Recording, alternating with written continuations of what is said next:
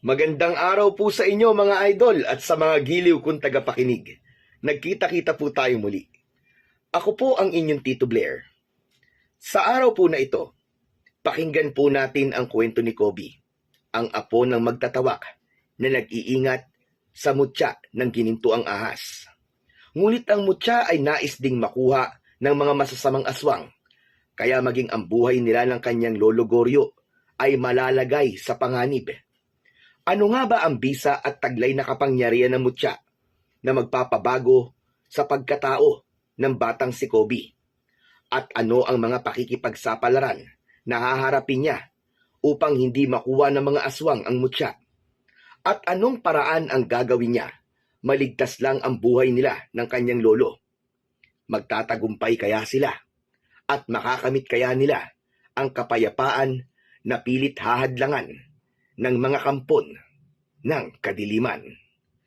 Ngunit bago ang lahat mga idol, huwag naman po nating kalimutan mag-subscribe at i-hit ang notification bell sa aking YouTube channel na The Voice Addict para sa mas marami pang makapigil hiningang kwentong aswang at katatakutan mula sa mundo ng kababalaghan.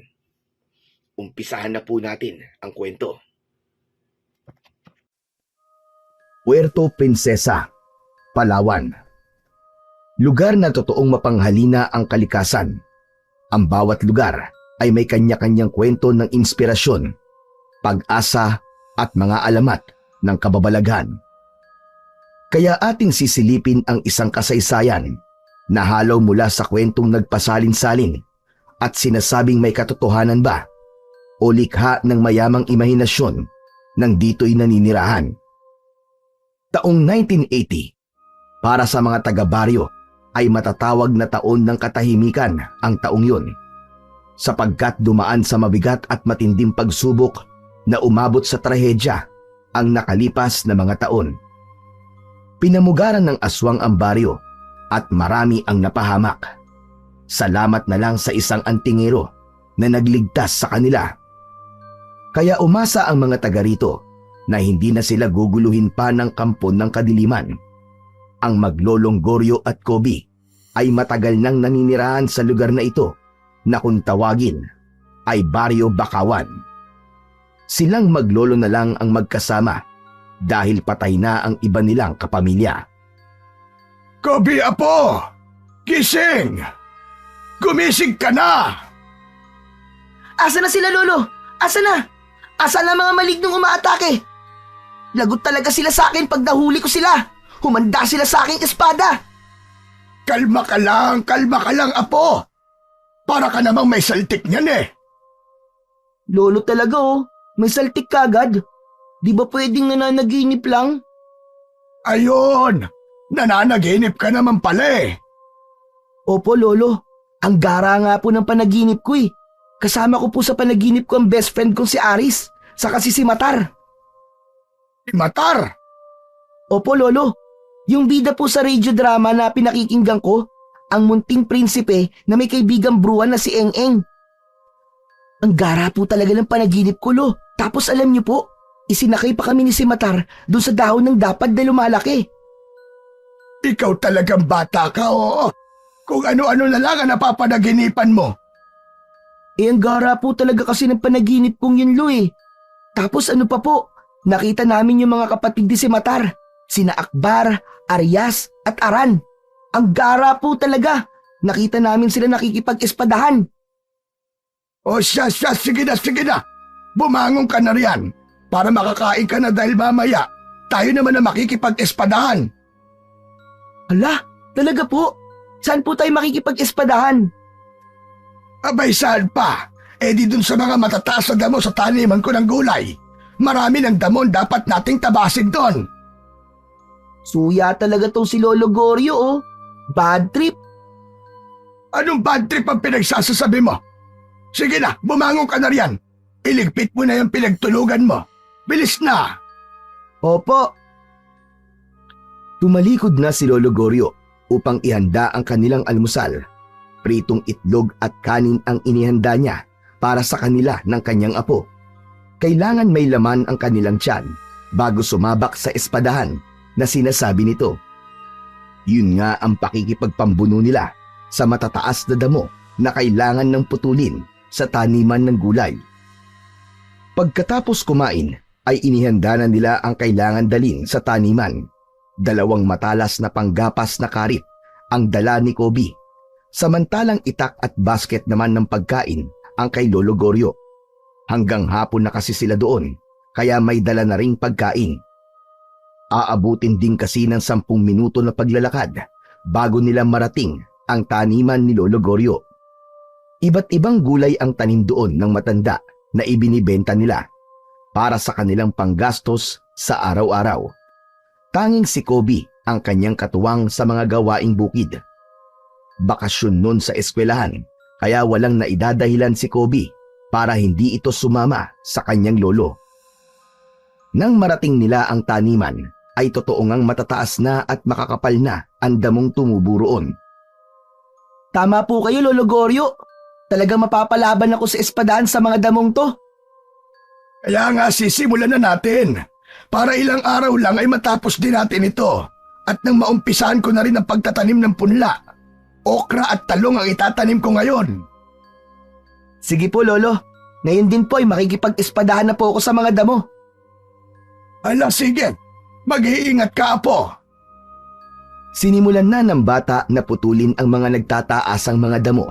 Matalas ang karit na dala nila, kaya madali lang yung gamiting pantabas.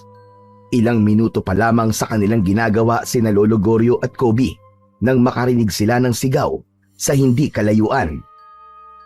Lolo Goryo, may bata po sumisigaw. Narinig ko nga. Mukhang may masamang nangyari sa kanya. Teka po, parang dun po yata sa paanan ng bundok. Dun po galing ang sigaw. Oo, Apo. Doon nga. Puntahan ko po kaya, Lolo, para kasing pamilyar sa akin ang boses niya eh. Bakit? Sino ba yun sa palagay mo? Parang ano po, parang yung kaibigan ko po si Aris. Ganun ba? Sige nga. Puntahan mo na at baka kung napaano na yon. Sige po, Lolo, babalik din po ako agad. Nagmamadaling tinungo ni Kobe ang lugar na pinagmulan ng sigaw na ayon sa kanya ay boses ng kanyang kaibigan. Hawak niya ang karit na ginagamit niya sa pantabas ng damo. Yun din ang ipinanghihiwa niya sa mga nakaharang na halaman sa kanyang dinaraanan. Dahil hindi tiyak ni Kobe kung saan ang saktong lugar na kinaroroonan ng sinasabi niyang kaibigan, kaya tinawag niya ang pangalan nito habang papalapit siya at naghahanap sa kinaroroonan nito. Aris! Aris! Chong! Ikaw ba yan? Aris! Nasaan ka ba? Sumagot ka! Wala pa ring sumagot, kaya ipinagpatuloy niya ang paglalakad papalapit sa may paanan ng bundok. Inulit niya ang kanyang pagtawag. Chong! Aris! Ako to! Si Kobe! Sumagot ka! Nasaan ka ba? Bago pa tumawag uli si Kobe, ay natanaw na niya ang kaibigan. Nakaupo ito sa damuhan at hawak ang kanang binti. Nagmamadali namang lumapit si Kobe sa kaibigan. Chong! Chong! Bakit? Ano nangyari sa'yo? Kobe, tulungan mo naman ako. Nakagat ako ng kobra. Ano? Nasaan ang kobrang sinasabi mo? Wala na eh. Tumakas pagkatapos akong tuklawin. Anong ginagawa mo sa sugat mo? Bakit mo pinipisil? Pinadudugo ko para hindi ka agad makapasok ang kamandag. Paano kaya to, Chong? Baka mamamatay na ako. Makamandag pa naman ang kobra. Ano ka ba? Patay ka agad? Hindi no. Huwag ka mag-alala. Tutulungan kita. Anong gagawin natin? Halika. Tutulungan na kitang tumayo. Teka lang. Kumapit ka sa akin.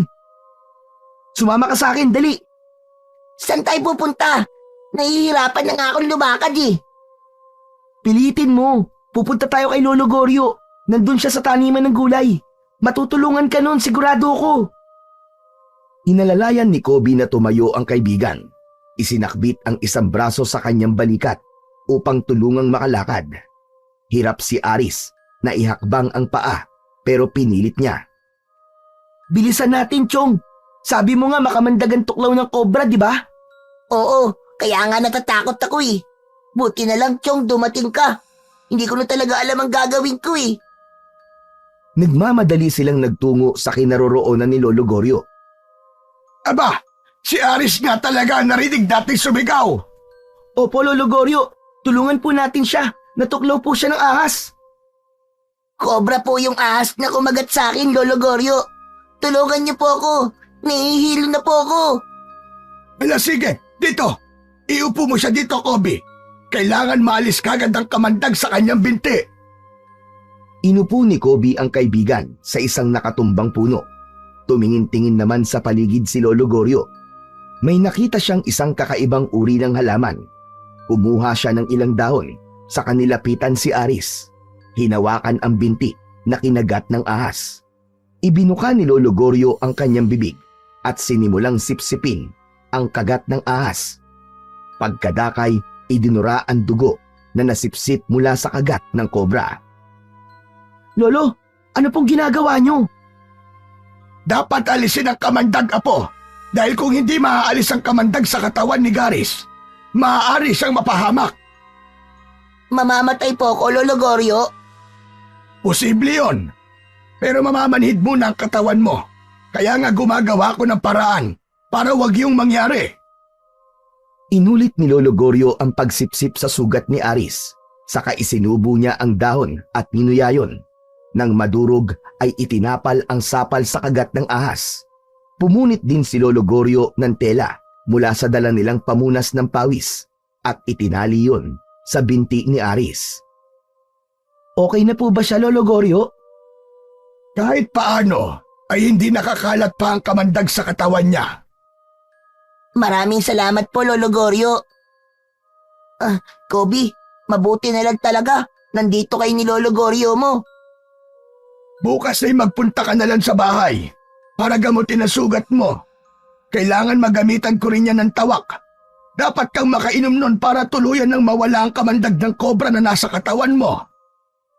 Si Lolo Goryo ay isang uri ng albularyo na kung tawagin ay magtatawak. Gumagawa siya ng inumin o gamot mula sa iba't ibang uri ng halamang gamot na ginagamitan ng orasyon o bulong. Ang inuming ito ay tinatawag na tawak. Bukod sa ginagawa ng isang magtatawak na manggamot gamit ang tinimpla niyang inumin o kaya naman ay sa pamamagitan ng kanyang laway, ang isang taong magtatawak ay may kakayahan din na paamuin o kausapin ang isang makamandag na ahas.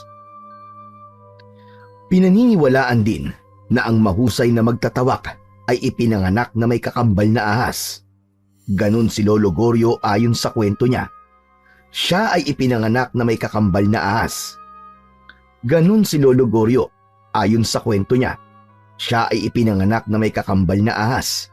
Bagamat agad din daw na namatay ang puting ahas na kakambal nito nang siya ay isilang. Nakakapagod ang maghapon na pamamalagi nila Lolo Goryo at Kobe sa taniman. Papalubog na ang araw nang sila ay umuwi. Pagdating ng bahay, ay agad namang inasikaso ng matanda ang pagsasaing para sa kanilang hapunan. May natira pang adobo, kaya hindi na kailangan pang magluto ng ulam ang matanda. Samantalang nagpapahinga ang maglolo, ay naisipang tanungin ni Kobe ang kanyang lolo tungkol sa ginawang panggagamot nito. Dati kasi, hindi naman siya interesado sa pagiging magtatawak ng kanyang lolo. Basta nakikita lang niya na may mga pumupunta sa kanila para magpagamot. Saka hindi lang kagat ng ahas ang ginagamot ng matanda, kundi maging kagat ng iba't ibang makamandag na hayop. Lolo Goryo, ganun pala no? Para na rin kayong merong power niyan na. Yung kapangyarihan gaya ni Simatar. Itinulad mo pa ako sa paborito mong bida sa radio drama. Kasi nga po, may kapangyarihan po si Simatar. Kayang-kaya niyang labanan ng mga masasama gamit ang kanyang kapangyarihan. Kayo naman po, manggagamot. Yung kakayahan ko ay isang biyaya, Apo. Biyaya po? Galing naman po kanino? Sa nasa itaas. Hindi kasi lahat ng tao ay may kakayahan na magpagaling ng may sakit Lalo na yung makapagpaalis ng kamandag sa katawan ng isang tao. Kaya nga po saludo po ako sa inyo, Lolo eh. Hindi ako kakabahan kahit na makagat po ako ng ahas. Kasi po, alam ko po na kaya niyo po akong gamutin. Pero importante pa rin na po ang labis na pag-iingat. Lolo, di po ba marami nang nagpapagamot sa inyo? Eh kung hingan po kaya natin ng bayad? Ay nako, bihira ka talagang bata ka. Kung ano-ano ang iniisip mo. Eh kasi nga po, Lolo, sabi niyo nahihirapan na kayong magtrabaho sa bukid. Kung magpapabayad po kayo sa panggagamot nyo, lalo na sa pagtatawak, eh magkakapera po tayo. Kaya lamang, Apo, hindi yun tama. Bakit po? Bawal maningil ng bayad? Kung gagamitin ko ang biyayang ibinigay sa akin para pagkakitaan, baka may mangyaring masama sa akin. O kaya naman mawala yung kakayahan ko para gumamot ng may sakit, lalo na yung nakagat ng ahas. Ay, ganun po ba yun? Oo, Apo. Dahil ang biyayang binigay sa akin ay para tulungan ang mga taong nangangailangan. Lalo na yung mga walang-wala para magpagamot. Kaya hindi ko yun pwedeng gawing negosyo, Apo. Sige na nga po. Sinabi niyo eh. Saka, masaya naman ako sa ginagawa ko. Malaking bagay sa akin na may mga tao ko natutulungan. Kinabukasan ay nagpunta si Aris sa tirahan nila Lolo Goryo at Kobe. May benda pa rin ang binti nito na tinuklaw ng kobra.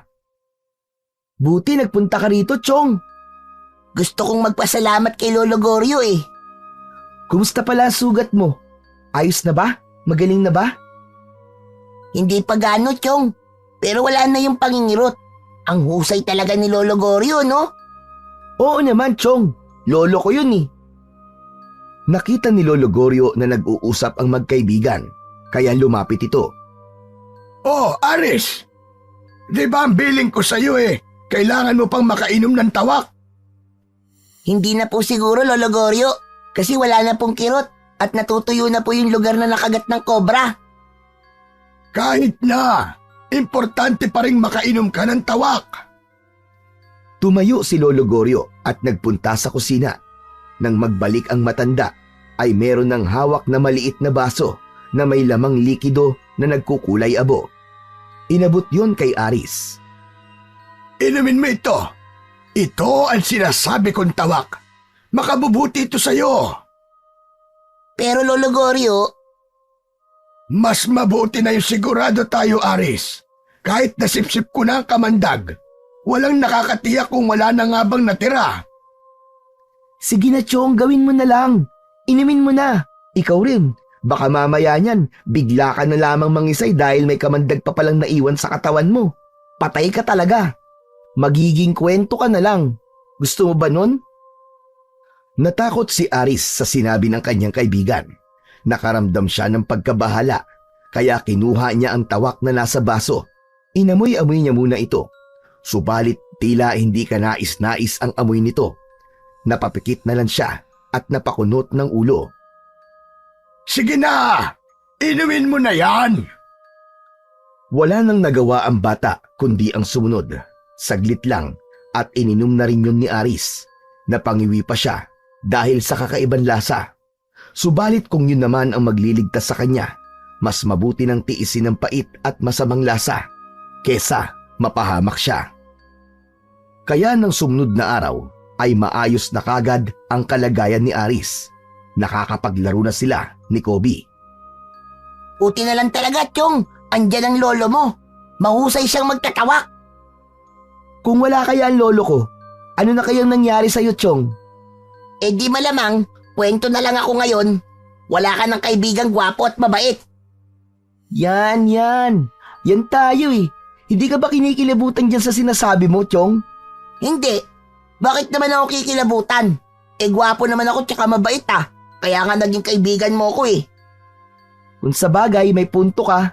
Kasi nga, mas gwapo at mas mabait ang gusto mong kaibigan, di ba? At ako naman yun.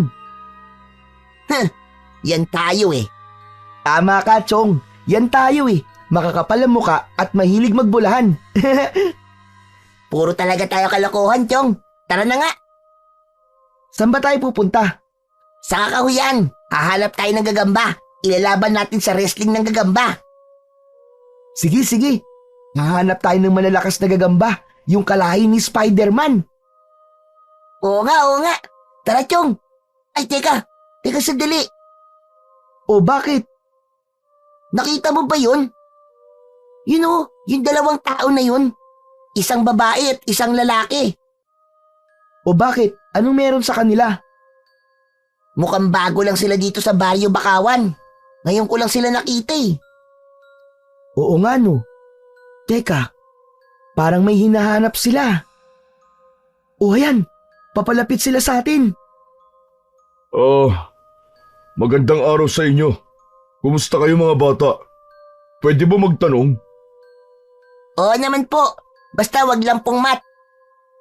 Kung naghahanap naman po kayo ng mauutangan, nako, pasensya na po. Walang-wala rin po kami, tsaka wala po kaming kilala na pwede niyong utangan. Mga batang hindi kalbo, pero gusto magpatawa. Dali na naman. Nagbibiro lang sila. Mapagpatol ka naman talaga sa bata, oo. May regla po ba yung kasama niyo, Manong? Mainit po ang ulo eh. Excuse me, menopause na ako. Inurungan na ako ng regla. Ay, kaya pala magagalitin. Ganyan daw kapag tumatandang dalaga eh. Nangiinis pa kayong dalawa, ha? Ay, hindi po. Nakakapikon na kayo, ha? Ang init naman po talaga ng ulo niyo, Manang. Sige po, sa iba na lang po kayo magtanong. Ayaw namin makipag-usap sa babaeng masungit na inurungan ng regla. Tara na nga, Aris. Baka mahawa pa tayo ng kasungitan dito. Oo nga, tara na. Hanap na tayo ng mga gagambang hindi masungit. Tuluyan nang umalis ang dalawang bata. Iniwan na ang dalawang dayo. O ano, nakita mo na Dalena ang ginawa mo? Nainis tuloy yung dalawang bata. Masyadong epal eh. Camilo, ayokong kausap ang mga taong pilosopo. Mga bata yun, Dalena. Mapagpatol ka masyado. Marami pang tao rito na pwede natin mapagtanungan. Tuloy-tuloy na nagpunta sa kakahuyan ang dalawang bata. Kailangan nilang makakita ng mga matatapang na gagamba para sa kanilang paglalaro. Grabe, no? Ang sungit-sungit ng babae kanina. Hindi naman maganda. Alam mo, Chong, may nararamdaman akong kakaiba dun sa babae na yun. Chong, teka lang. In love ka ba sa kanya? Langya. Ang tindi ng taste mo, Chong. Chong, ano bang in love ang sinasabi mo? Hindi ko magugustuhan ng ganun, no? Mapakla na yun. Saka amoy lupa na. Teka, ano ba yung sinasabi mong nararamdaman mong kakaiba? Magsyota naman yata yun eh. Hindi eh. Pakiramdam ko kasi may masama silang binabalak. Ano? Ganun ang nararamdaman mo, Chong? Oo, Chong. Kasi mukha silang hindi mapagkakatiwalaan. Huwag na nga natin silang isipin. Saka kung may binabalak silang masama dito sa Baryo Bakawan, may paglalagyan talaga sila. Dahil nga halos magkakilala ang mga naninirahan sa Baryo Bakawan, kaya alam na alam ng mga taga rito kapag may taga-ibang lugar na nagagawi sa baryo. Minsan, maagang gumising si Lolo Goryo dahil plano niyang pumunta ng maaga sa kanyang gulayan para simulan ang pagtatanim ng punla. Tapos na kasi nilang linisin at tabasin ang mga damo. Magpapakulo ng tubig si Lolo Goryo nang marinig niyang may tumatawag sa kanya na tila natatakot. Agad yung nilabas ng matandang lalaki. Garya! Garya, tulungan mo ako! Tulungan mo ako, Garya, maawa ka sa akin! Abay, bakit, Andrea? Ano ba problema mo? Kumagat sa akin! Tulungan mo ako! Saan ka ba kinagat? Ito, tingnan mo! Dito sa may leeg ko! Abay, teka! Si Kinini lang yan na ginawa ng boyfriend mo! Hoy, Garya! Tumigil ka, ha? Virgin pa ito at wala akong boyfriend. Tingnan mo na tong leg ko, bilisan mo na. Sandali lang naman. Huwag mo takpan. Tinatakpan mo ng kamay mo eh. Oh, hayan na, hayan na! Nakikita mo na ba ang kagat? Oo nga. Abay hindi nga chikinini ito. Kagat nga at matatalim ang ngipin ng kumagat sa'yo. O ano? Tulungan mo na akong gamutin. Sige na. Hayop ba ang kumagat niyan? At bakit sa leeg pa? Hindi basta hayop, kundi halimaw. Isang aswang. Ano ka mo? Aswang! Natulog kasi ako na bukas ang aking kubo. Nagising ako na may aswang na pala akong kasama. Pambihira! Bumalik na naman pala mga kampo ng dilim. Manggugulo na naman sila. Kaya nga nakakabahala na talaga. Tapos ako pa ang una nilang gustong punteryahin. Heto nga oh, sinagpang ang leeg ko. Buti na lang at nagising ako at nakagawa ko ng paraan para hatawin siya ng baston ko.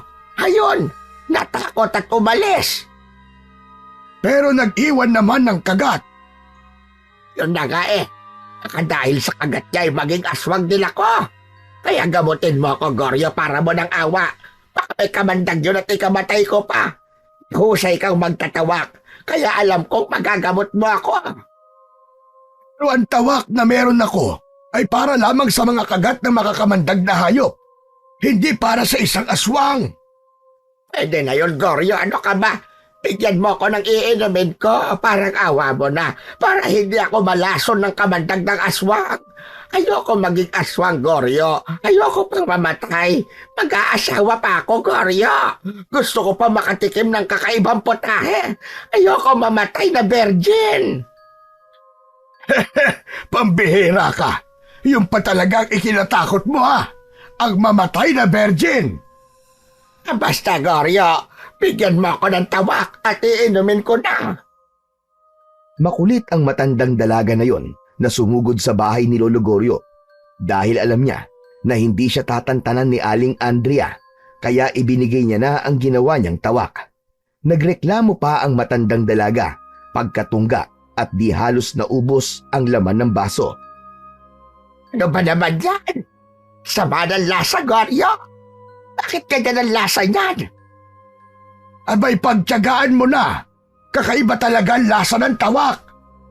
Aba, Goryo, nakakasuka eh. Ano ba gusto mo? Mawala ang sinasabi mong kamandag ng kagat ng aswang? O maging aswang ka? O ang mamatay kang virgin? Sige na, sige na. Uubusin ko na nga ang tawak. Pikit matang inubos ng matandang babae ang laman ng basong ibinigay ni Lolo Goryo. Pagkatapos magpasalamat ay agad na umalis ito pero ang sama pa rin ng muka at nasusuka pa ito dahil sa lasa ng ininom na tawak. Samantala, wala na ang matandang si Andrea nang marinig niyang tumatawa ang apong si Kobe na noon ay gising na pala. Kobe, apo! Ano nangyayari sa iyo at tumatawa ka riyan ng mag-isa? Eh kasi naman po, Lo, natutuwa po ako kay Aling Andrea eh. Bakit naman? Dahil hirap siyang inumin yung tawak na ibinigay ko? Sabi niya, ang sama daw ng lasa at nakakasuka. Eh talaga namang kakaiba ang lasa ng tawak eh. Lo, saan mo po ba kinuha yun? Eh di dun sa timbahan na pinaghahaluan ko na ginagawa kong tawak. Alam ko kasi may natira pa doon. Lo, wala na po yun. Ubus na po, may humingi sa akin kahapon. Ibinigay ko na. Eh ano yung laman ng timba? Kakulay ng tawak eh.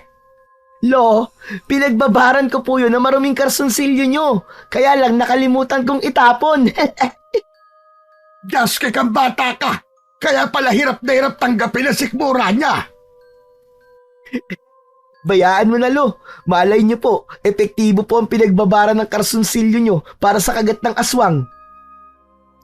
Natawa na lamang si Lolo Goryo. Naalala niya ang ekspresyon ng mukha ni Andrea nang inumin nito ang ibinigay niya na buong akala niya ay tawak. Hindi naman nabahala si Lolo Goryo dahil alam niyang hindi naman makakalason yon. Saka mababaw lang ang kagat ng aswang sa leeg nito.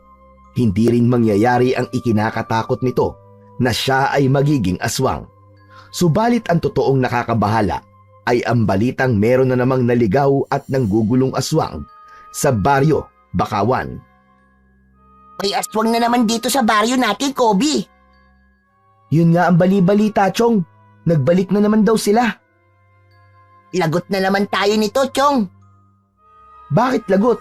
Siyempre, mag-iigpit na naman ang tatay at nanay ko dyan. Ano ka ba, Aris? Siyempre, pinoprotektahan ka lang nila. Kahit naman si Lolo Goryo, pinagbabawalan din akong gumala lalo na kung gabi na eh. Sa palagay mo, Kobe, sino kaya yung aswang na nanggugulo sa baryo natin, no? Alam mo, Chong, bigla ko tuloy naalala yung 2 dayo na nakita natin. May kutob ako meron silang kinalaman. Ang totoo ay tama ang kutob ni Kobe na talagang may kinalaman ang 2 dayo sa pagkakaroon ng kampon ng kadiliman na nanggugulo sa kanilang baryo. Lugar na ito tayo bubuo ng ating kota, Camilo. Kota ng mga aswang. Gagawin nating kauri ang mga naninirahan dito. Kung dati nabigo ang unang lipi ng mga aswang sa kanilang plano sa lugar na ito, ngayon, hindi ako papayag na mabigo tayo. Dapat lang, Dalena. At ngayon nga, magsisimula ng maramdaman ng mga taga rito ang ating presensya sapagkat kumikilos na ang iba sa kanila para sa ating misyon. Subalit kulang pa. Hindi pa ako kontento sa kanilang ginagawa. Hindi sapat na malaman lang ng mga taga rito sa baryo Bakawan na may mga bisita na silang gaya natin. Kailangan maging kauri natin sila. Iba't iba ang paraan para maging aswang rin ang mga tao rito. Maaari nating kaibiganin sila. Kapag nakuha na natin ang kanilang loob, ay saka natin ipapasa ang ating pagkaaswang sa paraang hindi nila nalalaman. Yan ang gusto ko sa iyo, Camilo. Matalino ka. Hindi mo sinasayang ang utak mo. Ako ang kanang kamay mo, Dalena. Pinuno ka namin, kaya kapag nawala ka, ako ang hahalili sa'yo. Ungas! Yan pala ang inaabangan mo, ha? Baka gusto mo'y hindi ka naabuti ng umaga. Ngayon pa lang ay may kahinatnan ka na. Yan ang hirap sa'yo, Dalene. Maiinitin ang ulo mo. Hindi ka na mabiro. Dahil seryosong bagay ang pinag-uusapan natin. Wala akong panahon sa pagbibiro at kalokohan. Alam na alam mo yan. Kaya pati mga bata pinapatulad mo. Tama na. Ipinaalala mo na naman sa akin ang pagpapahiya ng 2 bata na yon. Tandang-tanda ko ang pagmumukha nila. May araw din sila sa akin. Bahala ka na nga sa buhay mo. Mapagpatul ka talaga. Huwag kang ang pakialamero. Baka nakakalimutan mo kung sino akong kausap pa. Ako ang iyong pinuno. Alam ko, Dalena. At ako naman ang iyong kanang kamay. Gawin mo na lang ang trabaho mo. Alam mong bukod sa plano natin pagpapatayo ng kuta sa baryong ito, ay dito rin natin hahanapin ang bagay na yon na makakatulong na malaki sa ikatatagumpay ng ating mga plano. Sa lugar na ito, dinala tayo ng tadhana sapagkat dito natin matatagpuan ang ating hinahanap. Tama ka, Dalena. Pero alam natin na hindi madaling makilala at hanapin yon. Kaya nga araw-araw ay kailangan nating umikot sa lugar na ito. Alam ko at nararamdaman kong matatagpuan din natin ang ating hinahanap. Sana nga, Dalena. Dahil napapagod na rin ako. Hindi mo dapat sabihin sa akin yan, Camilo. Dahil kasama ka sa makikinabang kapag nakita natin yon. Kaya huwag kang tatamad-tamad. Dahil kung tamad ka, ngayon pa lamang ay pagpapahingahin na kita. Biglang nagbago ang anyo ni Dalena. Naging nakakatakot na aswang ito. Ibinuka ang bibig at inilabas nito ang matatalas at maahabang pangil. Ang matutulis na kuko naman ito ay iniumang sa katawan ni Camilo. Handa itong sagpangin at silain ang kaharap. Hayang ka na naman, Dalene. Masyado mainit ang ulo mo. Di ka na mabiro. Sabi nga sa'yo, hindi ako mahilig magbiro. Ano? Magrereklamo ka pa ba? O ngayon, ay ibibigay ko na sa'yo ang gusto mong kapahingahan. Huwag mo nga akong takutin, Dalena. Kapag pinagpahinga mo ko at pinatay mo ko, hahanapin ako ng mga kauri natin. Malalaman nila na pinatay mo ko. Baka gusto mo maghimagsik sila laban sa'yo at magsagawa sila ng aswang power. Pabababain ka nila sa pwesto. Aalisin ka nila bilang pinuno. Gusto mo bang mangyari yon? Ang mapatalsik sa pwesto? O kaya naman ay mapa-impeach?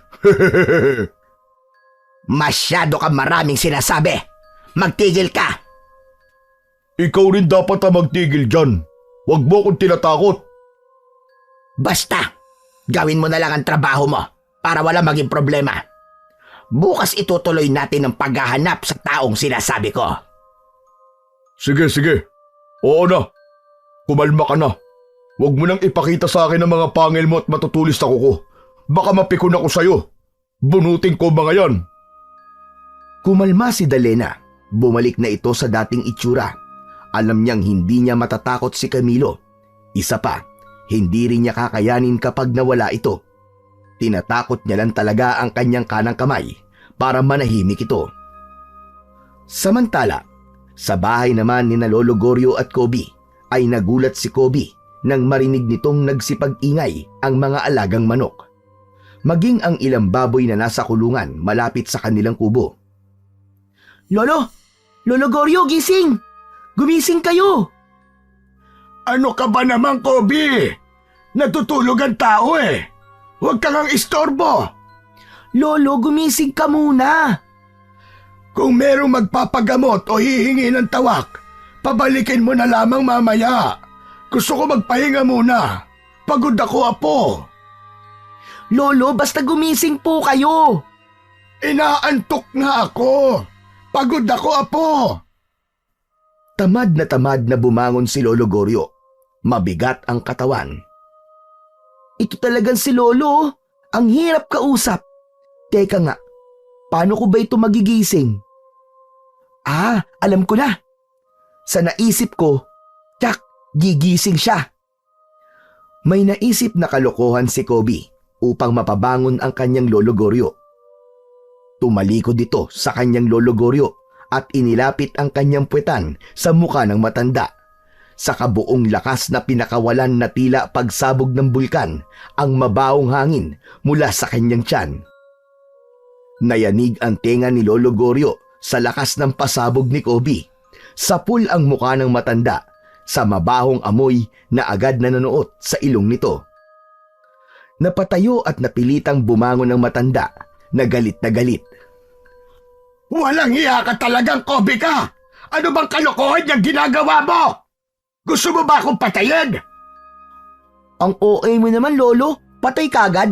Di ba pwedeng malason muna kayo sa pasabog ko? Ano ba yung ginawa mo? At talagang itinipat mo pa sa mukha ko. Nalanghap ko yatang lahat ng masamang hangin na ibinuga mo. Napakabaho. Kasi naman, Lolo, kanina pa kita ginigising, ayaw mong bumangon. Inaantok na ako eh. O ngayon, Lo, tsak, wala na po ang antok nyo. Matinding panggising po ang pasabog ko kanina, no? Matindi talaga. At sama ng amoy. Amoy bulok na imbornal. Ilabas mo na nga yan. Pumunta ka na doon sa kubeta dahil 1 buwan na yatang nakaimbak yan sa tiyan mo. Lolo naman, 1 linggo pa lang. Sandali nga. Bakit mo ba iniistorbo ang pagtulog ko, ha? Muli ay nagkandaingay ang mga alaga nila. Umigik ang baboy at pumutak na tila na bulabog ang mga manok. Narinig niyo po ba yun, Lo? May nangyayari po sa mga alaga natin. Tumayo na ang matanda upang alamin kung anong dahilan ng pagkakaingay ng mga alaga nila. Unang naisip ni Lolo Goryo ay ang aswang ang dahilan. Kaya dumaan ito ng kusina at kinuha ang kanyang matalas na itak. May paglalagyan talaga kayo, mga aswang kayo. Ano, Lo? Aswang ka mo? Oo, Apo. May mga aswang na umaatake kahit araw. Lalo na yung kumakain ng mga hayop. Tuloy-tuloy na lumabas ang maglolo. Ganun na lang ang kanilang gulat nang makita ang dahilan ng pagkakagulo ng kanilang mga alaga. Isang malaking ahas ang nanggugulo sa mga alagang hayop at kasalukuyang nililingkis nito ang isang baboy na alaga nila. Habang nagkakaingay naman ang mga manok na nabulabog. Ala, Lolo! Ang laki at ang haba ng ahas! Siya pala ang dahilan ng pagkakagulo ng mga alaga natin! Ako ang bahala riyan, Apo. Lo, mag-iingat ka po! Sa ulo mo atawin ng ahas para maputol ang ulo! Hindi, Apo. Hindi ko sasaktan ng ahas. Lalong hindi ko siya papatayin. May buhay din siya. At ang ahas ay nakakatulong sa kalikasan. Kaya hindi dapat basta-basta pinapatay. Pero Lo, paano po natin nililigtas ang alaga nating hayop na nililingkis niya? Manood ka lang, Apo. Watch and learn. Lumapit si Lolo Goryo sa ahas na nakalingkis sa kanilang alagang baboy. Hawak ang isang mahabang sanga ng kahoy, ay pilit na kinuha ni Lolo Goryo ang atensyon ng ahas. Pigil ang hininga ni Kobe na nag-aabang sa mga mangyayari. Mingin ka sa akin! Tumitig ka sa akin, ahas! Tumingin ka rito! Mag-ingat po kayo, Lolo! Huwag ka nga maingay riyan, Apo! Nabubulabog siya! Nang magtama ang paningin ni Lolo Goryo at ng sawa, ay may ibinulong ang matanda. Matamang nakatitig naman sa kanya ang malaki at mahabang ahas. Pagkatapos ng ginawang pagbulong sa hangin ni Lolo Goryo, ay unti-unting lumuwag ang pagkakalingkis ng sawa sa katawan ng baboy. Gumapang ito papalayo na tila natatakot kay Lolo Goryo hanggang sa tuluyan na itong nawala sa damuhan. Hanep! Ang astig naman nun, Lolo! O paano? Wala na siya, Apo. Umalis na ang ahas. At hindi na yun babalik pa. Lo, paano niyo po nagawa yun? Ang angas! Nautusan niyo po ang sawa na alisin ang pagkakalingkis niya doon sa baboy. Tapos, umalis pa siya. Isa yun sa katangian at kakayahan ko bilang magtatawak. Nagagawa ko rin kausapin at paamuin ng isang makamandag na hayop gaya ng ahas at kahit kobra pa. Hindi pa rin po ako makapaniwala, Lo. Ibig sabihin, totoo pala yung narinig ko na may kakaiba kayong kapangyarihan dahil daw ipinanganak kayong may kakambal na ahas. Totoo ang lahat ng yun, Apo. Katunayan nga, may isang bagay ka pang dapat malaman at kailangan mapunta yun sa'yo. Dahil ikaw ay nabibilang sa huling dugo ng ating angkan. Ano pong ibig niyong sabihin, Lolo? Hindi pa ito ang tamang panahon na po. Sa ibang pagkakataon ay sasabihin ko yun sa iyo.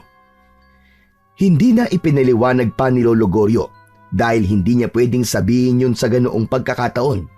Posibleng may ibang makarinig at maging dahilan para malagay sa panganib ang kanilang buhay. Kaya lamang, lingid sa kaalaman ng maglolo ay may mga taong nakakita sa ginawa ni Lolo Goryo. Ang ginawa niyang pakikipag-usap at pag-utos sa ahas. Maging ang bulong na sinabi niya sa hangin ay narinig yon ng mga aninong nakakubli sa di kalayuan. Ang mga nilalang na nakakubli sa lugar na malapit lang kina Lolo Goryo ay ang dalawang dayo na sina Dalena at Camilo. Ganun na lang ang pagkagulat ng mga ito na may halong kasiyahan dahil sa kanilang natuklasan. Sinasabi ko na nga ba? Andito lang siya. Nakita mo siguro yon, Camilo. Oo, Dalena. Kitang-kita ko. Malusog na malusog. Anong malusog na malusog ang sinasabi mo?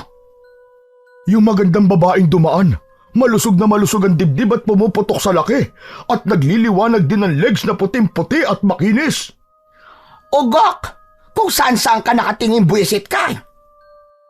Nagalit si Dalena at binatukan ang kasamang si Camilo. Aray ko naman. Ang sakit naman nun. Kung saan-saan ka kasi nakatingin, pinapairal mo na naman ang kamanyakan mo. Ano ba yung sinasabi mo, Dalena? Yung nangyari kanina. Kung paano napaamo na matandang lalaking yon ang ahas na lumingkis sa baboy. Kung paanong nagawa niyang kausapin at utusan yon. Maging ang bulong na sinabi niya sa hangin. Siguro naman, narinig mo din yon. Oo naman, Dalena. Nawala lang ako sa focus na makita ko yung magandang babae. Asa na ba yun? Nawala na. Tumigil ka na nga sa kalokohan mo. Andito tayo para sa mahalagang misyon. hindi para sa makamundong pagnanasa mo. Hayang ka na naman eh. Mainit na naman ang ulo mo eh. Kakapag-init ka kasi. Sinasabi ko na nga ba, Dalena eh.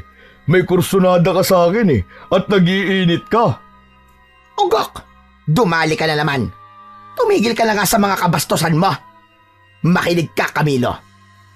Ngayong alam na natin ang taong ating hinahanap. Kaya wala tayong dapat sayangin na oras. Sa lalong madaling panahon ay gagawin natin ang ating misyon bago pa tayo maunahan ng ibang uri ng aswang at sila ang makinabang. Samantala, ang mga nakita ni Kobe na ginawa ng kanyang lolo Goryo ay buong pagmamalaki niyang ibinida sa kaibigan. Ang astig naman talaga ng Lolo Goryo mo, no? Kaya niyang kausapin ng mga ahas. Ang gara talaga ng kakayahan ni Lolo. Maniwala ka, Aris. Oo naman, naniniwala talaga ako. Kaya nga siya ang pinupuntahan ng mga taong natutuklaw ng ahas eh. Saka alam mo ba, Chong? Sabi ni Lolo, may dapat daw siyang ibigay sa akin. Baka magiging magtatawa ka na rin kagaya niya. Sa'yo ipapasa yung panggagamot niya. Ikaw ang sisip-sip na mga kagat ng ahas. Ew, kadiri yun. Anong ew? Di ba ganun ang ginagawa ng Lolo Goryo mo? Kapag may natutuklaw ng ahas, sinisip-sip niya muna bago tapalan ng halamang gamot at painumin ng tawak. Oo, ganun nga. Kaya lang iniisip ko, Chong. Paano kung yung magpapagamot sa akin ay dun pala tinuklaw ng ahas sa kanilang puwitan? Yaks, kadiri ang baho nun. Yun lang, tiis-tiis ka talaga kasi kailangan mo siyang gamutin. Yaks, parang hindi ko kaya yun, Chong. Paano kung may pigsa o kaya buni yung sisipsipin ko yung puwit? Kadiri talaga. Biglang natawa si Aris, tawang-tawang parang kinikiliti. Napikon naman si Kobe. Tinanong niya ang kanyang kaibigan. Teka, bakit ka ba tawa ng tawa riyan? Pinagtatawanan mo ba ako, Chong? Kasi naman natawa lang ako sa naisip ko, Chong. Ano ba yun? Bigla ako kasing naisip, di ba kailangan sipsipin yung parte na natuklaw ng ahas? Oo, di ba sinabi ko na nga sa'yo? Yun ang paraan para makuha ang kamandag at nang di mamatay yung taong natuklaw. Naisip ko rin kasi, Chong, bukod dun sa pagsipsip po dun sa puwit. Paano kung dumating yung nagpapagamot sa'yo na tinuklaw daw ng ahas dun sa kanilang kwan? Dun sa kanilang, alam mo na, dun sa kanilang junjun, anong gagawin mo? Paano mo aalisin yung kamandag nun? Ganon din ba ang gagawin mo, Chong? Sisipsipin mo rin? Hala, oo nga no. Naku po, ibang usapan yun, Chong. Kaya nga, anong gagawin mo? Siguro ipagdadasal ko na lang siya kasi yun ang kanyang magiging kamatayan. Nagtawanan na lamang ang magkaibigan sa kanilang mga kalokohan. Pero ang totoo ay napapaisip din si Kobe kung paano nga ba niya ililigtas ang taong ganon ang magiging problema. Samantala, naghanda na sina Dalena at Camilo sa kanilang gagawin. Babalik sila sa bahay ng maglolo sapagkat naroon ang kanilang pakay. Si Lolo Goryo, ang taong matagal na nilang hinahanap. Hindi maayos ang pakiramdam ng matandang lalaki ng araw na yon. Marahil sa pagod sa pagtatrabaho sa bukid. Nagpaalam si Kobe na meron siyang pupuntahan, subalit hindi magtatagal. Umalis na ito ng kubo, samantalang si Lolo Goryo naman ay nagpapahinga sa isang upuang kawayan. Nang wala na si Kobe, ay ipinikit ni Lolo Goryo ang kanyang mata. Gusto niyang makatulog kahit na nakaupo at nakasandal lamang. Maya-maya pa ay dinalaw na siya ng antok. Kaya naman hindi nito namalayan ang pagdating ng mga hindi inaasahang panauhin. Nakabukas noon ang pintuan ng kubo, kaya nakapasok ang mga ito. Magandang araw sa inyo, Lolo. Tagpuan din namin kayo. Napapitlag sa kanyang pagkakaupo si Lolo Goryo na wala ang nararamdamang antok nang makita na may ibang tao sa kanyang harapan. Sino kayo? Hindi na mahalaga yon, tanda. Anong kailangan nyo rito? Siyempre ikaw. At kung ano man ang tinatago mo. Anong tinatago? Wala akong tinatago. Paglolokohan pa ba tayo? Alam naming nasa iyo yon. Dahil sa dami ng taong pinuntahan namin, sa iyo lang namin nakita ang ganoong katangian. At di pang karaniwan mong kakayahan para makausap ang isang ahas at mapasunod sa iyong utos. Kaya alam namin na ikaw na isang magtatawak ang nagtatago sa mutya ng ginintoang ahas. Natahimik si Lolo Goryo sa sinabi ng kaharap. Alam na mga taong nasa harap niya ang tungkol sa mutya ng ginintoang ahas. O ano? Hindi ka nakakibo ano? Dahil alam namin ang tungkol doon. Hindi ko alam ang sinasabi nyo. Umalis na kayo! Dahil wala sa akin ang mutya na sinasabi nyo! Dalena, mukhang pahihirapan tayo na matandang to ah. Kung ayaw mo may masamang mangyari sa'yo, ibigay mo na lang yun sa amin. Dahil kailangan namin yon. Matigas din ang mukha nyo no? Mapilit kayo! Ikaw ang matigas sa muka. Ayaw mo pang ibigay sa amin. Dahil wala akong ibibigay. Wala yun sa akin. Aba talagang nagmamatigas ka pa. Igapos mo nga matandang yan, Camilo. Gusto yata niya yung nahihirapan pa siya. Iginapos ni Camilo si Lolo Goryo. Anong gagawin natin sa matandang to? Ayaw talaga niyang ibigay ang kailangan natin. Kaya naman, bibit-bitin natin siya, Camilo. Ano? Isasama natin ang gurong na ito? Sakaling mapaamin natin siya at ituro niya kung saan niya yon tinatago.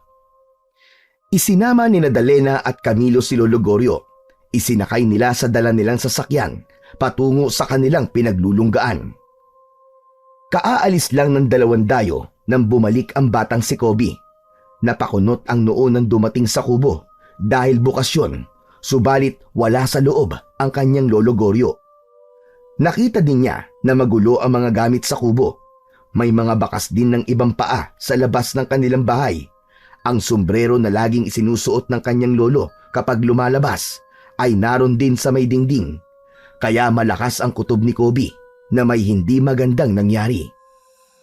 Lumabas siya ng kubo upang magtanong at humingi ng tulong nang bigla naman niyang makasalubong ang kaibigan niyang si Aris. Kobe, buti nandito ka. Chong! Ang Lolo Goryo ko! Nawawala! Yun nga ang sasabihin ko sa'yo. Nakita ko ang lolo mo. Kasama siya ng 2 dayo. Isinakay sa owner type jeep. Ano? Yung 2 dayo na nakita natin? Oo, Chong. Sila nga. Kaibigan ba sila ng lolo mo? Hindi ko alam. Saka di pa naman yung pumupunta sa bahay. Baka naman may gagamutin lang si Lolo. Kaya isinama siya. Ewan ko lang, Chong ha. Kasi ibang kutob ko eh. Kasi nakita ko, parang nakagapos ang kamay ni Lolo Goryo. Naloko na. Teka, hindi kaya kinidnap nila ang lolo mo? Ano? Ba't naman nila kikidnapin ang lolo ko? Hindi naman kami mayaman ah. Yun din nga ang iniisip ko eh. Di ba mayayaman lang ang kinikidnap? Aris, kung talagang kinidnap ang lolo ko, saan nila yung dadalin? Saka anong gagawin nila? Ano bang gagawin natin? Paano natin matutulungan si Lolo Goryo? Ano kaya kung ipaalam natin kina Kapitan? Wag muna. Bakit naman? Baka mamaya hindi magustuhan ng mga kumidnap kay Lolo yung gagawin natin. Baka patayin nila si Lolo eh. Oo nga no. Pero nung gagawin natin, paano natin siya matutulungan? Samantala, sa lugar na pinagdalhan ni Danela at Camilo kay Lolo Goryo, ay pilit pa rin nilang pinipiga ang matandang lalaki tungkol sa kanilang hinahanap na mutya ng ginintoang ahas. Di na dapat aabot sa ganito kung ibinigay mo sana kagad, Mang Goryo. Gusto mo yata yung pinahihirapan ka pa namin eh. Wala nga sa akin yon. Sinabi ko na sa inyo. Wala akong ginintoang ahas. Walang maniniwala sa'yo, tanda. Dahil ikaw ang itinuturo ng lahat ng palatandaan. Ikaw lang ang nag-iisang magtatawak sa lugar na ito. Ang may kakayahang magpaamo ng mga makakamandag na ahas. Kaya walang pagdududa na ikaw ang nagtatago noon. Ano bang kailangan nyo sa mutya ng gininto ang ahas? Talagang tinatanong mo pa kami? Alam mo yon, tanda. Hindi namin yung pag-iinteresang kunin sa'yo kung wala kaming mapapala. Sa ganong sitwasyon, napilit pinapaamin at hinahanap ng dalawang dayo ang mutya ng gininto ang ahas, ay dumaloy sa alaala ni Lolo Goryo kung paanong napunta sa kanya ang bagay na yon. Nangunguha siya noon ng mga halamang gamot sa gitna ng gubat para kunin ang mga ugat nito na gagamitin niya sa paggawa ng tawak na kailangan niya sa panggagamot. Para yun sa mga taong natuklaw ng makamandag na ahas o kaya ay ng iba pang hayop. Subalit inabutan siya ng malakas na ulan na tila nagkaroon ng bagyo, kaya humanap siya ng lugar na mapagkukublian hanggang sa makita niya ang isang yungib na maaari niyang pagpalipasan hanggang sa tumigil ang bagyo. Subalit ganun na lamang ang gulat at kilabot niya nang malaman na ang pinasukang kuweba ay pinamumugaran pala ng iba't ibang uri ng ahas. Ganun na lang ang pagkatakot niya. Gusto niyang lumabas ng kuweba, subalit malakas ang bagyo at walang patid ang ulan. Ngunit ganun na lang ang kanyang pagtataka. Sa kabila ng napakaraming ahas ang naroon sa loob ng kuweba, ay hindi siya sinaktan ng kahit isa rito. Iniiwasan pa siya ng mga ito. Hindi niya maipaliwanag ang kanyang nararamdaman, pero tila maamo sa kanya ang mga hayop na yon. Bigla niyang naisip ang pagiging tawak niya o pagkakaroon ng kambal na ahas nang siya'y ipanganak. Marahil tama nga ang sabi-sabi na kapag ang isang bata ay may kakambal na ahas ng isilang, ay ligtas ito sa naturang hayop at maaari pa niyang maging kaibigan. Sa pananatili ni Lolo Goryo sa loob ng kuwebang kuta ng mga ahas, ay napapasunod niya ang mga ito sa pamamagitan ng pagtitig sa mga mata. Doon nalaman ni Lolo Goryo na sadyang may kakaiba sa pagkatao niya. Hanggang isang kakaibang ahas na tila lider ng mga ito ang gumapang papalapit sa kanya. Isang ahas yon na ginintuan ng kulay. Natakot siya nang bumukas ang bibig nito sa harap niya. Napaurong siya. Inakala niya na baka tutuklawin siya. Subalit ganun na lang ang kanyang pagtataka nang mula sa bibig ng ahas ay iniluwa ang isang batong kulay ginto. Isang mutya galing sa katawan ng ahas. Hindi niya alam ang kanyang gagawin. Ngunit sa pagkakatitig ni Lolo Goryo sa mga mata ng ahas, ay tila rumihistro sa isipan niya ang ibig nitong ipahiwatig. Ipinakuha sa kanya ang batong kulay ginto na siyang mutya ng gininto ang ahas. Itinago niya yon at iningatan. Hanggang nalaman niya na ang mutya na yon ay magbibigay ng pambihirang kakayahan sa panggagamot. Hindi lang yon, kundi magbibigay din yon ng lakas at kapangyarihan.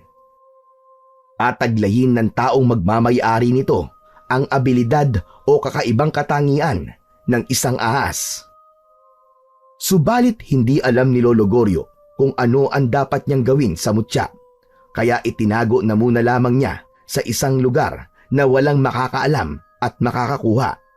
Kaya lamang, hindi niya akalain na darating pala ang pagkakataon na merong makakaalam na nasa kanya yon at may magkakainteres na ito'y makuha.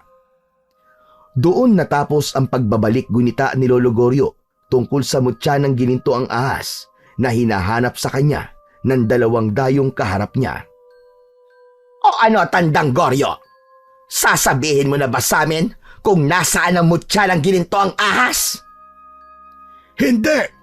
At kahit anong gawin nyo, hindi yun mapapasa inyo dahil gagamitin nyo lamang yon sa kasamaan.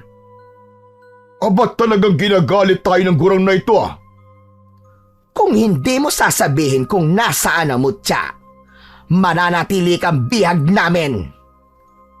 Dali na, ano kaya kung tudasin na lang natin to? Gonggong, hindi ka ba nag-iisip? Kapag tinodas natin yung matandang yan, paano pa natin malalaman kung nasaan ang mutya? Kailangan pa natin siya hanggat wala pa sa atin ang mutya. Nawala ang pangamba ni Lolo Goryo. Hindi pa pala siya papatayin ng mga ito hanggat wala sa kanila ang mutya ng gininto ang ahas. Kaya lang, paano siya makakatakas sa dalawang yun? Naisip niya ang kanyang apong si Kobe. Ito na lamang ang maaaring maaasahan niya para magligtas sa kanya. Maaari itong gamitin ang mutya, kaya lamang hindi alam ni Kobe kung nasaan yun at paano ito gagamitin. Dali na, babalik tayo sa bahay na matandang to. Oo. Kung wala sa katawan niya ang mutya, maaaring naroon yon sa kanyang bahay.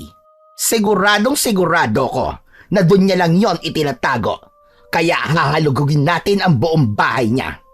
Titingnan natin ang bawat sulok na maaaring pagtaguan niya ng mutya.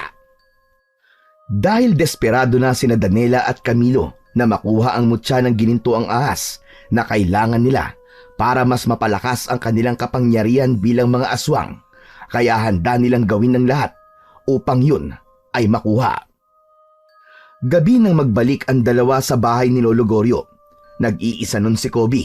Kahit wala ang kanyang lolo, ay lakas loob siyang namalagi sa kubo. Nagising si Kobe nang marinig niya na may nag-uusap sa labas ng bahay. Marahan siyang bumangon upang silipin kung sino ang mga yon. Naku po, yung dalawang dayo na kumuha kay Lolo Goryo. Nagbalik sila dito sa kubo. Bakit kaya? Ano bang kailangan nila? Naramdaman ni Kobe na sapilitang binuksan ang pinto ng kubo. Agad siyang nagtago sa mga tambak na lumang gamit sa loob ng bahay. Sige na, pumilos ka na, Camilo. Hanapin mo na ang mutya ng gininto ang ahas. Oo na, hahanapin na nga eh. Kailangan nating makita yon. Hindi tayo aalis dito hanggat hindi natin yon nakikita.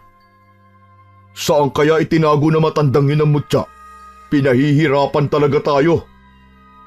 Mula sa pinagtataguan ni Kobe ay dinig na dinig niya kung ano nga ba ang hinahanap ng mga ito na siyang dahilan kung bakit kinidnap ang kanyang lolo. Sapagkat alam ni Kobe na delikado siya kung mananatili sa loob ng bahay, kaya kumuha siya ng tiyempo upang makalabas. Marahan siyang gumapang papalabas ng kubo at nang nasa labas na siya, ay nagmamadali siyang tumakbo, papalayo. Sa taniman ng kanyang lolo Goryo, doon tumuloy si Kobe. May dampang ginawa roon ang kanyang lolo na kanilang pahingahan, kaya doon muna siya mananatili. Biglang naalala ni Kobe ang mutya na pinag-uusapan ng mga dayong naghahalughog sa kanilang bahay. Saka bigla niyang naalala ang isang maliit na kahon na yari sa tabla at nakabalot pa sa plastik. Inilibing yun ng kanyang lolo sa lupa at doon ngayon sa lugar na kinaroroonan niya ngayon sa ilalim ng kubo. Tandang-tanda niya na pinatungan pa ng kanyang lolo ng malaking bato ang lugar na pinagbaunan bilang pananda. Kaya agad siyang tumayo at sinilip ang ilalim ng dampa na kinaroroonan niya. Nakita niya agad ang isang malaking bato. Inalis yun ni Kobe. Gamit ang isang matulis na kahoy ay sinimulan niyang magukay sa lupa. Hindi kalaliman ang pagkakabaon sa kahon, kaya agad itong nakita ni Kobe. Inalis ang nakabalot na plastik at binuksan. Nakita niya sa loob ang isang supot na yari sa tela at nasa loob nito ang maliit na bato na kulay ginto. Ito na siguro yun. Ito na ang mutyang hinahanap ng dalawang dayo. Ito ang kailangan nila kay Lolo.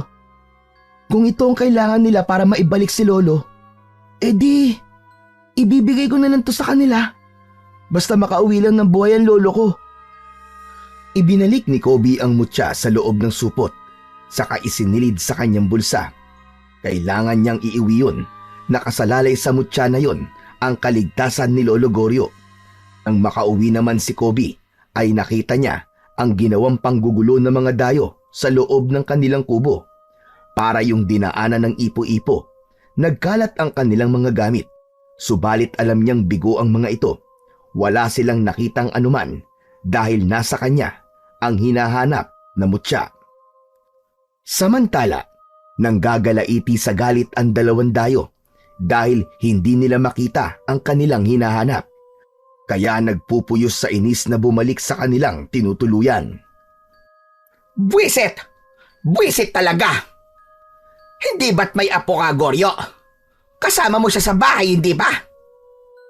Hindi pa natin siya nakikita. Malamang nagtatago yun nang malamang nawawala na ang kanyang lolo. Kailangan natin siyang makita. Baka may alam ang bata. Huwag niyong pakikialaman ng apo ko. Saka wala siyang alam tungkol sa mutya. Totoo ba ang sinasabi mo? Oo, wala siyang alam. Kunin kaya namin ang apo mo. Siguro naman, kapag kasama mo na siya rito at pahihirapan namin, ay sasabihin mo na kung nasaan ang mutya. Mga walang hiya kayo! Huwag niyong idadamay si Kobe! Mukhang may magiging alas na tayo, Camilo, para mapilitang magsalita si Tanda at sabihin kung nasaan ang mutya. Samantala, sa kubo ay nag-iisa si Kobe. Pinagmamasdan niya ang mutya. Hindi pa rin niya alam ang gagawin dito. Kung ibibigay na lamang ba niya sa mga dayo para makauwi na ang kanyang lolo. Hanggang ngayon ay naguguluhan pa rin siya. Maya-maya pa ay may narinig siyang mga yabag na papunta sa kubo. Nataranta si Kobe. Hindi alam kung ano ang gagawin at paano itatago ang hawak na mutya. Kaya upang maitago yon ay isinubo sa kanyang bibig. Subalit dahil sa pagkataranta ay hindi niya sinasadyang malunok yon. Saka biglang bukas ng pinto ang kubo. Ang kaibigan niyang si Aris pala ang dumating. Sabi ko na nga ba, nandito ka lang eh.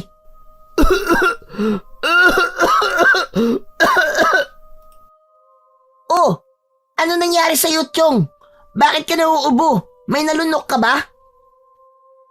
Pambihira ka. Kasalanan mo to eh. Nanggugulat ka kasi. Oh, kasalanan ko pa talaga. Eh, ano ba kinakain mo, ha? Wala. Pahamak ka, Chong. Ano bang kailangan mo? Bakit nandito ka? Kasi nga, may dapat kang malaman. Dahil may humahanap sa'yo. Sino? Yung dalawang dayo, Chong. Nakita ko sila. Hinahanap ka nila. Ipinagtatanong-tanong ka pa. Bakit daw nila ako hinahanap? Hindi ko nga alam eh. Baka may kailangan sa'yo. Naku po, malamang hahanapin nila sa akin. Ang alin? Basta, Chong. Basta, hindi nila ako dapat makita, ha? Delikado. Kaya nga pinuntahan kita kagad dito para sabihan ka eh. Kung kanina'y naiisip ni Kobe na ibigay na lang ang mutya para mailigtas ang kanyang lolo, ngayon, wala na siyang ibibigay pa dahil nalunok na niya ang mutya. Kapag sinabi naman niyang nalunok niya yon, baka kung ano pang gawin sa kanya, baka hiwain ang kanyang tiyan para kunin lamang ang mutya. Kaya lalo lamang natakot ang bata. Dapat siyang magtago sa dalawang dayo. Kaya niyaya agad niya ang kaibigan para umalis ng bahay. Bumalik na lang siya sa dampa sa may taniman upang dun na mamalagi. Sigurado ka, Chong? Okay lang na dito ka sa dampa? Oo, Chong. Ayos lang ako dito. Hayaan mo. Dadala na lang kita ng pagkain dito para hindi ka magutom. Salamat, Chong, ha. Saka, may mga prutas naman dito eh. May saging, saka bayabas. Pwede rin ako mag-ihaw ng kamote at balingoy. Kaya hindi ako magugutom dito, Chong. Sa kabilang banda naman, lalo lamang nanggagalaiti sa pagkainis sina Dalena at Camilo dahil hindi na rin nila makita si Kobe. Naisip nilang nakatunog ang bata kaya hirap silang makita ito.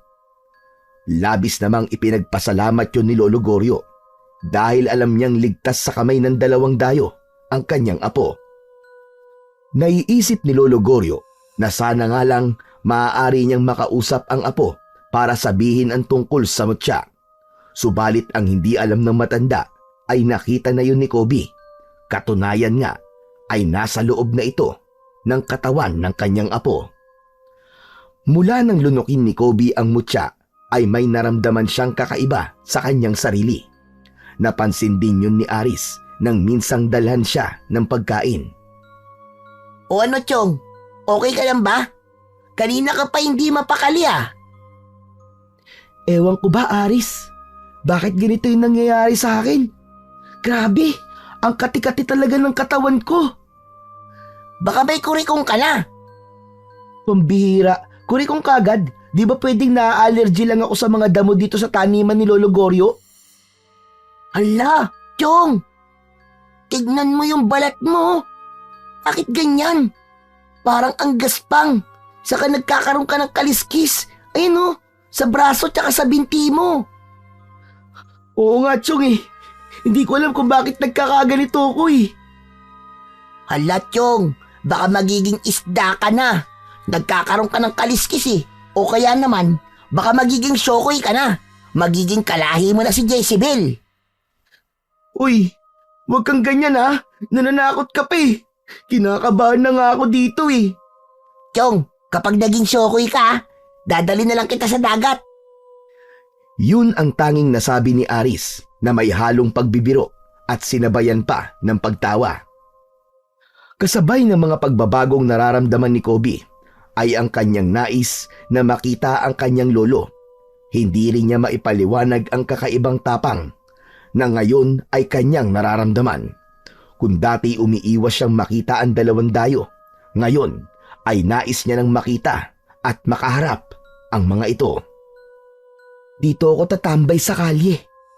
Sabi ni Aris, dito niya nakita ang mga taong kumuha kay Lolo Goryo. Kailangan kong malaman kung saan sila nakatira. Tsak, naroon din ang lolo ko. Hanggang sa isang sasakyan ang nakita ni Kobe na huminto sa hindi kalayuan mula sa kinaroroonan niya. Ang dalawang dayo ang sakay nun. May binili lang sa tindahan ang matandang babaeng bumaba. Lumapit dun si Kobe na patago-tago para hindi siya makita hanggang sa makalapit siya sa sasakyan ng mga ito.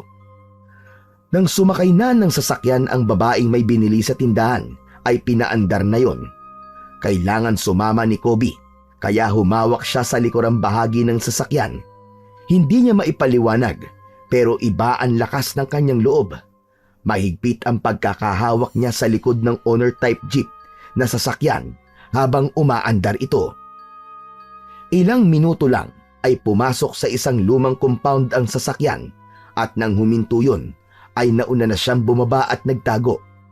Agad niyang natiyak na nasa lugar na yon ang kanyang lolo Goryo. Dahil naaamoy niya ito gamit ang kanyang ilong at dila. Nanunuot sa kanyang ilong ang amoy ng kanyang lolo. Bagay na hindi pa rin maunawaan ni Kobe dahil sa mga nangyayaring kakaiba sa kanyang pagkatao. Naisip niya, marahil ay dahil yun sa mutya ng gininto ang ahas na ngayon ay nasa loob na ng kanyang katawan. Hinanap ni Kobe ang kanyang lolo Goryo. Mas malakas ang kanyang pangamoy kapag inilalabas ang kanyang dila, katulad ng ginagawa ng mga ahas. Agad ay natagpuan ni Kobe ang kanyang lolo Goryo na nakagapos ang kamay at paa na nasa loob ng isang bakanting kwarto. Awang-awa na nilapitan ni Kobe ang kanyang lolo na makikita sa itsura ang pagod at panghihina.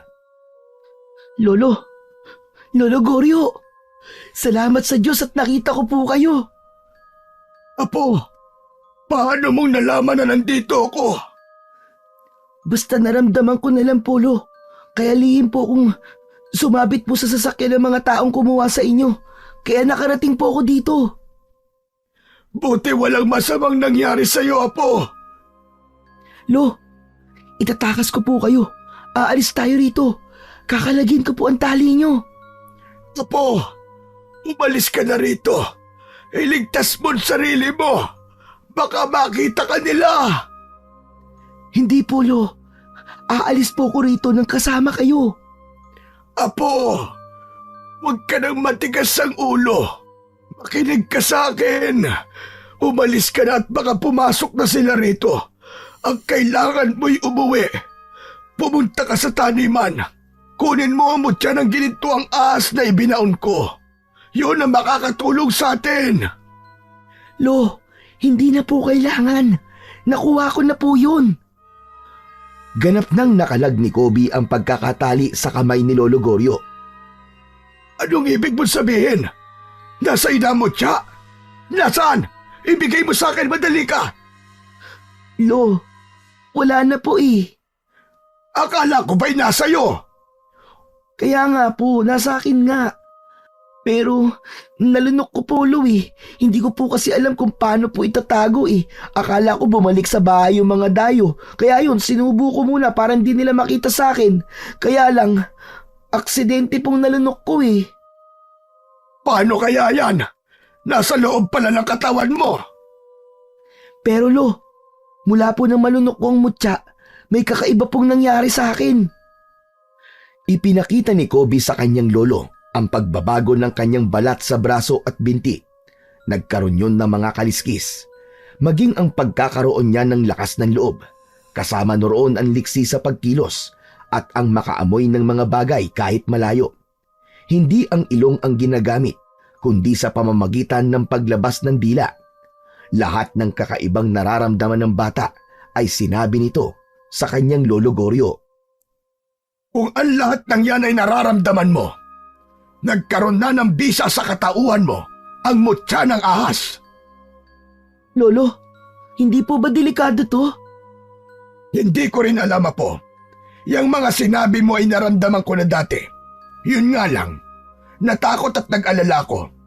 Isa pa, baka kung anong mangyari sa akin kaya ibinaon ko na lamang sa lupa ang mutya. Dahil isang normal na buhay ang gusto ko at ayoko maging magulo dahil sa mutya ng gininto ang ahas. Pero ngayon, alam kong tanging yan ang makatutulong sa ating dalawa. Mula sa labas ay narinig ng maglolo ang pag-uusap nila Dalena at Camilo. Patungo sila sa kwarto na kinaroroonan ni Lolo Goryo. Apo, madali ka. Papunta sila rito. Umalis ka na o kaya magtago ka muna. Bilisan mo at baka makita ka nila. Subalit bago pa makapagtago ay nakita na si Kobe ng mga ito. Kaya ganun na lang ang pagkagulat. Aba! Paano ka napunta ritong bata ka? Huwag mo nang isipin yun, Dalena. Ang mahalaga, hindi na natin siya hahanapin dahil siya na mismo nagpunta rito. Hehehe, kapag siniswerte ka nga naman. Itali mo na yan, Camilo. Oh, itong si Tanda. Kalagnan tali, oh. Tingnan mo. Gusto pa pala tayong isahan ng maglolo na ito? Igapos mo ang dalawang yan.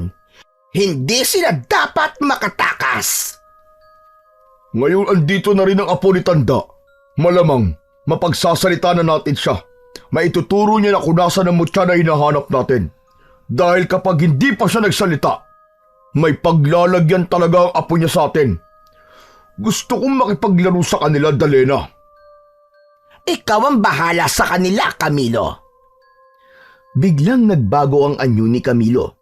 Nagkaroon ng mahaba at makapal na buhok, magaspang at kulubot na balat, malalaki at matulis na tenga. Nagkaroon ng pangil, mahahabang kuko at nag-aapoy na mga mata. Naging isang ganap na siyang aswang. Ha? Isa kang halimaw! Kayo pala ang aswang na nag-aasik ng lagim at nagbalik pa talaga kayo dito sa Baryo Bakawan. Wala kayong kadala-dala. Dahil hindi natapos ang misyon noon ng mga kauri namin. Kaya ngayon, Tanda, kapag hindi ka pa nagsalita at di mo sinabi kung nasaan ang mutya, magiging pagkain ko ang apo mong ito. Ayop ka! Lumayo ka sa akin! Pangit kang aswang ka! Huwag kang lumapit! Sariwang-sariwa ka, bata. Tsak masarap at katakam-takaman laman loob mo. Lalo na ang puso at tatay mo. Nasasabik na kung tikman yon. Huwag mong pakikialaman ang apo ko! Kung ganon, umpisahan mo ng kumanta, Tanda. Sabihin mo na kung nasan namin mahahanap ang mutya para hindi maging merienda ni Camilo ang iyong apo. Sinabi ko naman sa inyo, wala akong alam, kaya wala akong sasabihin. Ganon. Ayaw mo pa talagang magsalita. Ibinuka ng aswang na si Camilo ang kanyang malaking bibig. Inilabas ang mahabang dila at pinagapang yon sa mukha ni Kobe. Diring-diri ang bata habang pinapagapang ng aswang ang kanyang mahaba at matulis na dila sa muka ng bata. Diring-diri na rin si Kobe dahil sa mabahong amoy ng laway na naiiwan sa muka nito. Hindi ito nakontento sa pagdila sa muka ng bata kaya pinagapang pa ang dila sa iba pang bahagi ng muka. Isinuot yun sa ilong at tenga ni Kobe. Yak! Ano ba? Ang bastos mong aswang ka!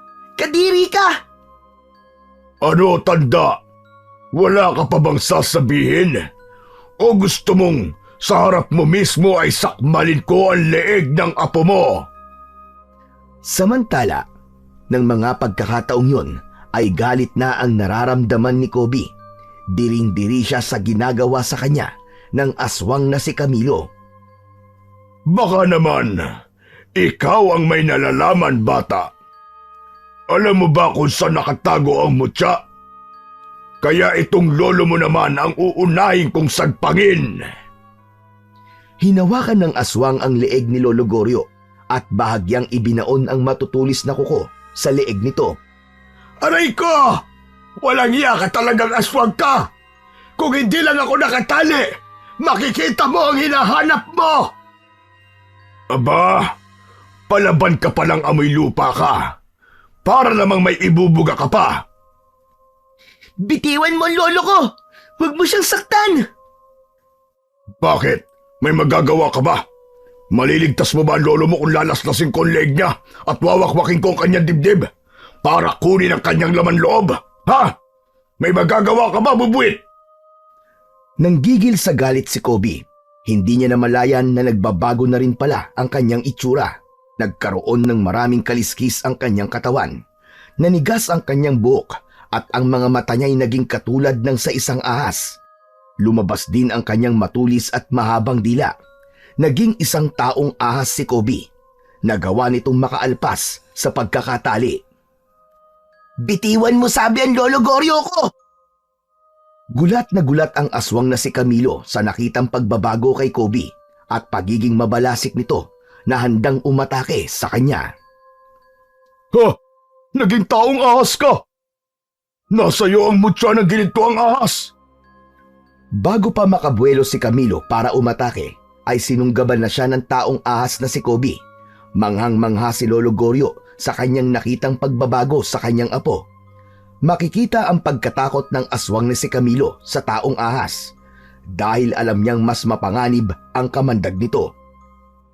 Hindi naman makapaniwala si Dalena sa mga nangyari dahil alam niyang hindi kakayanin ni Camilo ang labang yon, kaya agad ding nagbago ang anyo nito. Naging ganap siyang aswang upang harapin ang taong ahas. Pinagtulungang atakihin ng dalawang aswang ang taong ahas. Matindi ang naging sagupaan ng mga ito, subalit hindi nagpakita ng kahinaan si Kobe. Nakipagsabayan siya. Walang magawa ang matutulis na kuko ng mga aswang. Hindi yun tumatalab sa katawan ng taong ahas, kundi dumudulas lamang dahil sa makapal na kaliskis ng balat. Todo iwas naman ang mga aswang na makagat ng taong ahas. Dahil pakiramdam ng mga aswang ay tagilid sila, kaya wala silang nagawa kundi ang umurong. Nagmamadali silang lumabas at tumakbo palayo. Subalit bago sila umalis ay may iniwang pagbabanta. Hindi pa tayo tapos! Magkikita pa tayo muli. Babalikan ka namin! Samantala, nakatingin lamang si Lolo Goryo sa taong ahas na si Kobe. Lumapit ito sa matandang lalaki. Lo, ako po ito. Ang apo nyo. Huwag po kayong matakot. Hindi ko alam kung anong sasabihin ko, apo. Hindi naman ako natatakot sa'yo. Hindi lang talaga ako makapaniwala. Unti-unti nang humupa ang galit ni Kobe, kaya kasabay ng paghupa ng kanyang galit ay ang pagbabago nito ng anyo. Nawala ang kakatuwang itsura nito, ang pagiging taong ahas. Bumalik na ito sa normal. Agad din niyang kinalag ang tali ni Lolo Goryo. Wala na po sila, Lolo. Umalis na po ang mga aswang. Natakot po sila. Natitiyak ko, apo. Nababalikan tayo ng mga yon. Lolo Goryo, saka na po natin isipin yun. Umuwi na po tayo. Tinulungan ni Kobe ang lolo niya para tumayo. Hirap ito at nangihina, kaya inalalayan niya. Wala na sa anyong ahas si Kobe, subalit ang lakas at gilas ay nananatili sa kanyang katauhan. Nang makauwi sila sa kanilang kubo, ay dinatnan nila ang magulong kalagayan ng loob nun. Ang gusto nila ay magpahinga, kaya sa susunod na araw na lang nila lilinisin at aayusin ang kanilang kubo. Ganun pala ang mangyayari, Apo. Saan po, Lo? Kapag ang mutya ng ginintuang ahas ay nilunok, ang taong nakalunok nito ay magiging taong ahas katulad ng nangyari sa'yo. Akala ko nga po, Lo, kung ano nang nangyayari sa akin eh. Lolo, ano pong gagawin ko? Iluluwa ko pa po ba ang mutya? Dapat po ba ako masuka para mailabas yun? Hindi na, Apo. Hayaan mo manatili yun sa loob ng katawan mo. Sadyang para yan sa'yo. Ikaw ang dapat gumamit at makinabang sa kapangyarihan at bisa ng mutya. Pero Lolo, hindi po tayo titigilan ng mga aswang hanggat hindi po nila nakukuha ito. Kaya nga, lalong dapat mong ingatan yan. Hindi maaaring mapuntayan sa kanila. Mas mapanganib kung sila ang gagamit niyan. Lalo silang magiging malakas at makapangyarihan. Magiging kawawa tayong mga pangkaraniwang tao. Gagawin nila tayong alipin. Magpapahinga na ang maglolo ng sandaling yon nang may maramdaman silang ingay mula sa labas ng kanilang kubo. Malakas ang ingay, mga tunog mula sa hindi maipaliwanag na nilalang. Tumayo si Lolo Goryo upang alamin. Ganun na lang ang gulat ng matanda. Sus Mariosep! Napakaraming aswang na nakapaligid sa ating kubo, Apo! Nagsama ng mga kalahi nila ang dalawang aswang. Ganun na nga, Apo. At napakarami talaga nila. Gaganti sila dahil sa ginawa mo sa kanilang kasamahan. At sigurado kong gagawin nila ang lahat upang kunin ang mutya sa'yo. Iyan ang kailangan nila.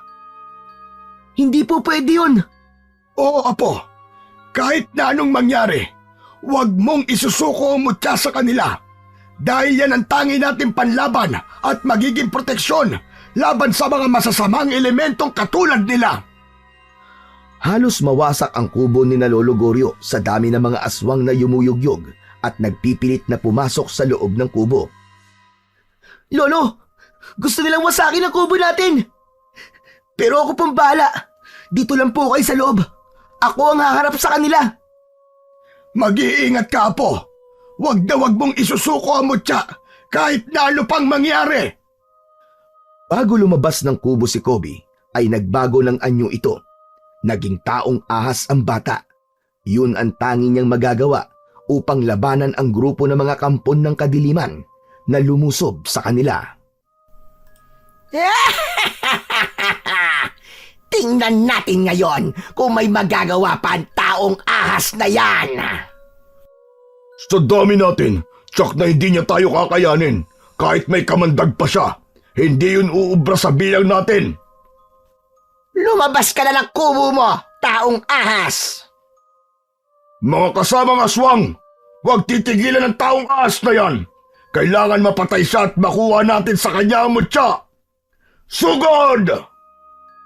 Hindi magkamayaw ang mga aswang na halos sabay-sabay na umatake patungo kay Kobe na nasa anyong ahas na. Matindi ang mga kalmot at kagat na pinakawalan ng mga ito. Pilit naman yung nilalabanan ng taong ahas. Samantala, nakasilip sa bintana ng kubo si Lolo Goryo. Kitang-kita niya kung paano pagtulungan ng mga aswang ang kanyang apo. Napakaraming aswang laban sa aking apo. May iba pa sanang paraan. Hindi maaaring matalo ang aking apong si Kobe. Makukuha nila ang mutya. Dahil taglay ni Kobe ang bilis at lakas ng isang ahas, kaya nagagawa niyang iwasan ang pag-atake ng mga aswang. Subalit sa dami ng mga umaatake sa kanya, ay hirap din siyang harapin ng sabay-sabay ang mga ito. May naisip na paraan ang taong ahas. Itiningala nito ang kanyang ulo at inilabas ang kanyang dila. Lumikha siya ng tunog. Ang tunog na nilikha niya ay pumailan lang sa hangin patungo sa iba't ibang masukal at madamong lugar. Mula sa masusukal na lugar ay gumalaw ang mga damo roon. Kasunod ang paggapang at paglitaw ng iba't ibang uri ng mga makakamandag na ahas mula sa kung saan. Sunod-sunod silang lumabas mula sa kanilang pinaglulunggaan patungo sa kubo ni Lolo Goryo, kung saan ay nagaganap ang pakikipagtangguli ni Kobe sa grupo ng mga aswang. Iba't ibang laki at haba ang mga ahas ang dumating upang tulungan si Kobe. Nilundag ng mga ahas ang mga aswang.